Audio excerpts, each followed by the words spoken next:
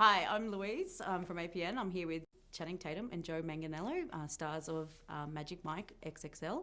We had the premiere in Sydney last night, so tell me, what was that crowd like?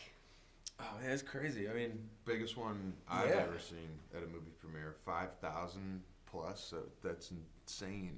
That's a rock concert. That's not a movie premiere. and I don't think a lot of movies are set up to like succeed in that big of a theater. Like I don't.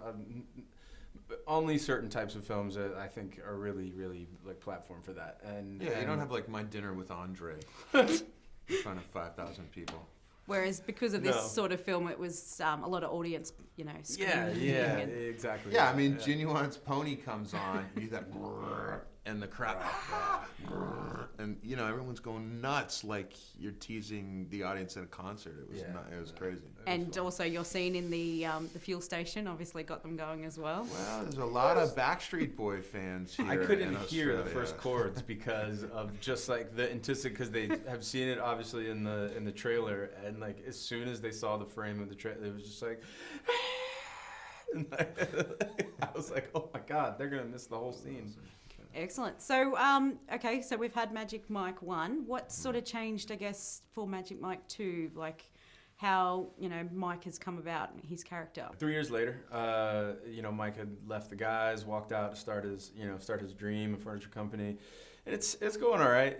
Things aren't maybe personally in his life going the way he wanted to, and he wants like his business life to be better. And then the guys come through Tampa at a very interesting point and sort of remind him about maybe a part of himself that he's kind of like put away. And he decides to go on this road trip with them.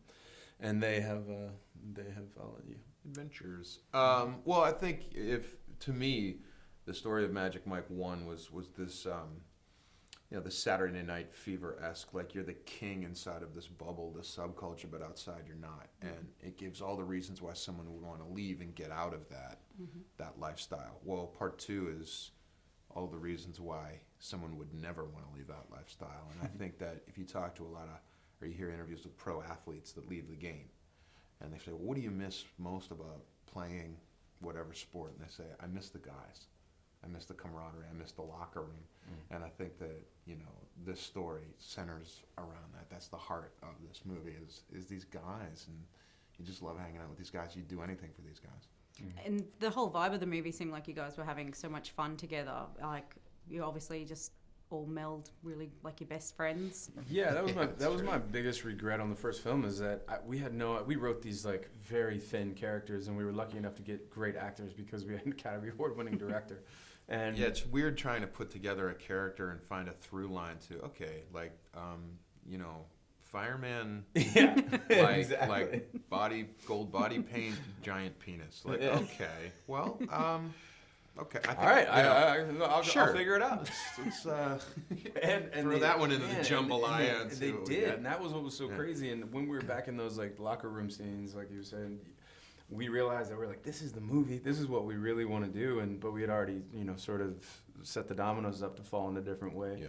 And we were lucky enough, like, to have the first one be a success, to be able to do another one. And we always said if we were going to do another one, it was going to be about the guys. And it just turned out to be a road trip film and get the guys back together and add some very, in my opinion, awesome other cast that obviously the men, but really some very interesting and maybe some characters in the female like arena that you haven't seen in the film before. That's exactly right. Having Rome added a whole new dimension, I think, to that. Yeah, totally.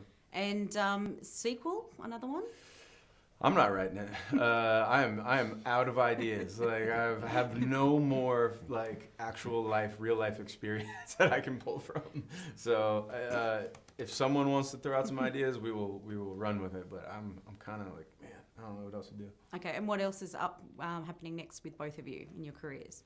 Well, I just finished shooting a movie. Do you know who Pee Wee Herman is? Oh, yeah. Okay, yes. So I just shot a movie with Pee Wee Herman where I play his best friend. Oh, cool. Judd Apatow produced. Awesome. Comes out next year. And might be one of the most, I'm so excited about this movie, I can't even quite describe it to you.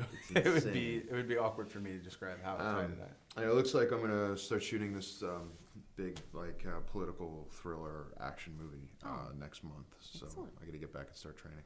Cool. Gambit. We're gonna start Gambit in 2 months or something, which is like not long enough of a time, but yeah.